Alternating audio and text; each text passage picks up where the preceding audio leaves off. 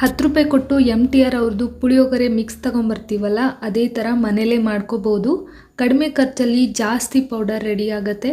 ಬಿಸಿ ಎಣ್ಣೆಲಿ ಇದನ್ನು ಮಿಕ್ಸ್ ಮಾಡಿದ್ರೆ ಗೊಜ್ಜು ರೆಡಿ ಆಗುತ್ತೆ. ಇದನ್ನು ಮಾಡೋದು ತುಂಬ ಸುಲಭ.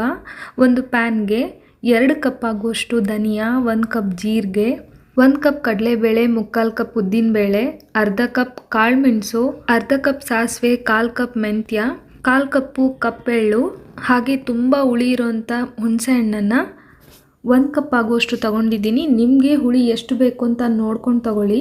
ಜೊತೆಗೆ ಖಾರಕ್ಕೆ ತಕ್ಕಂಗೆ ಒಣಮೆಣಸು, ಕರಿಬೇವನ್ನು ಕೂಡ ತಗೊಂಡೆತ್ತಿಟ್ಕೊಳ್ಳಿ. ಈಗ ಪ್ಯಾನ್ನ ಒಲೆ ಮೇಲೆ ಇಟ್ಕೊಂಡು ಎಣ್ಣೆ ಹಾಕಿ ಚೆನ್ನಾಗಿ ಫ್ರೈ ಮಾಡ್ಕೊಳ್ಬೇಕು.